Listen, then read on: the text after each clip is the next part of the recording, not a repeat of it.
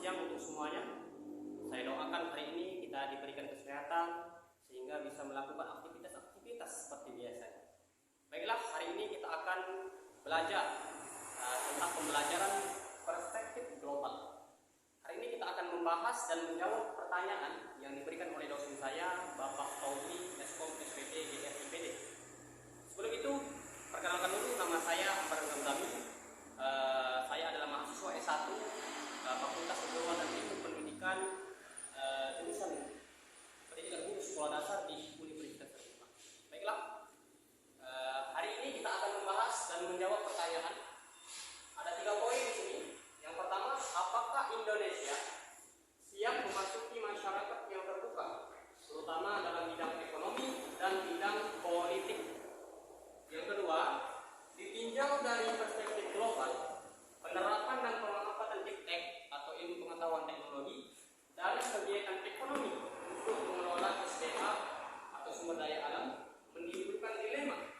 Dilema apa yang terjadi menurut Anda?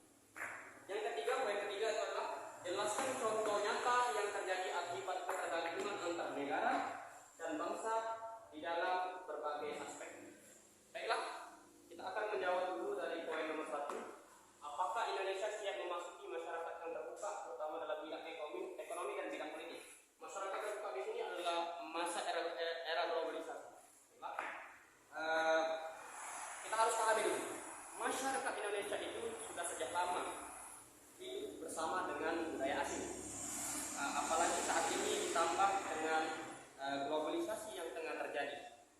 Indonesia harus mampu menyikapi globalisasi dan perubahan teknologi dengan baik, meski konsekuensinya dan berdampak secara signifikan terhadap tradisi dan nilai-nilai leluhur.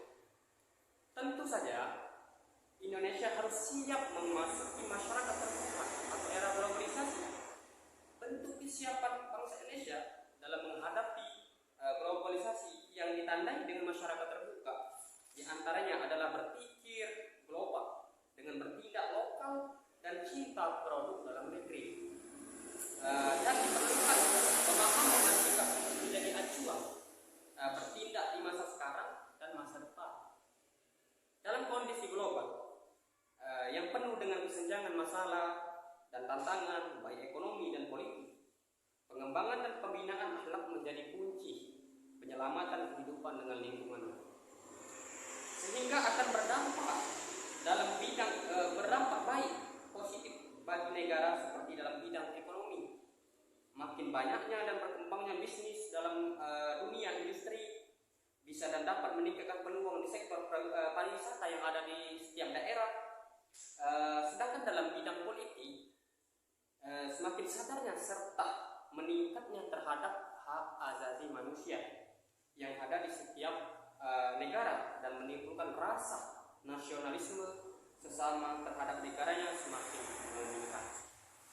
Oke, untuk poin yang kedua, ditinjau dari perspektif global, penerapan dan pemanfaatan iptek dalam kegiatan ekonomi untuk mengelola SDA menimbulkan dilema. Dilema apa yang terjadi menurut Anda? Baiklah, kita harus ketahui dulu, melihat manfaat dan kegunaan dari mempelajari perspektif global ini. Salah satunya menambah dan memperluas lagi pengetahuan kita tentang dunia ini, sehingga kita dapat mengikuti perkembangan dunia dalam berbagai aspek, terutama dalam perkembangan iptek. Pemanfaatan iptek dalam kegiatan ekonomi untuk mengelola sumber daya alam mempunyai dampak yang begitu signifikan bagi pertumbuhan ekonomi suatu negara yang tidak hanya bertumpu pada faktor produksi konvensional seperti penambahan kapital dan tenaga kerja, melainkan juga dipengaruhi oleh kemajuan ilmu pengetahuan dan teknologi atau ilmu pengetahuan atau iptek. Perkembangan iptek mempengaruhi kehidupan suatu negara dalam berbagai aspek. Aspek apa itu?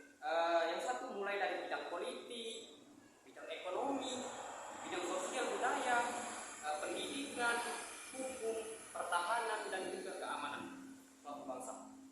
Akan tetapi di sini selalu ada 2 sisi dari sebuah perubahan. Perubahan tidak selalu membawa pengaruh positif. Kemajuan iptek pada kegiatan ekonomi untuk mengelola sumber daya alam, dan juga memberi dampak negatif bagi kehidupan manusia. Seperti contoh, makin sedikit tenaga kerja yang dapat diserap karena teknologi yang mempermudah pekerjaan.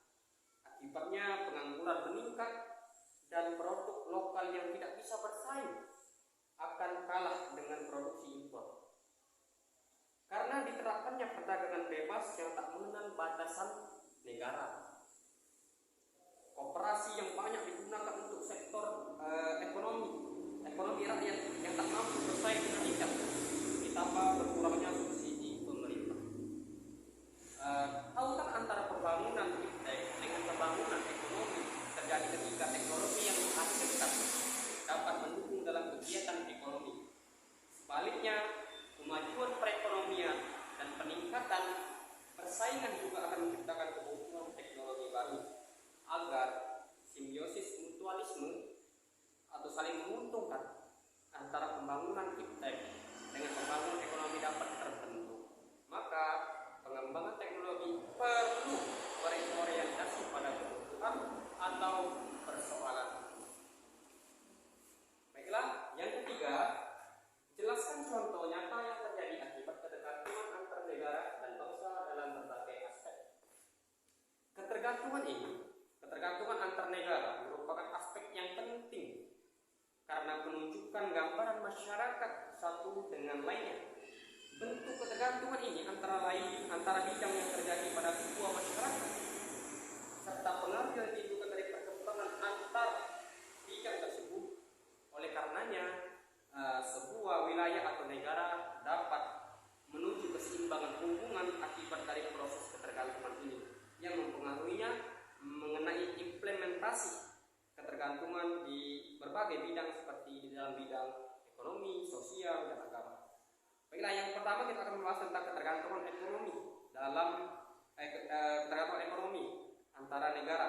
Seperti contoh terjadinya ekspor impor. Seperti Indonesia yang sepenuhnya masih bergantung pada impor gandum.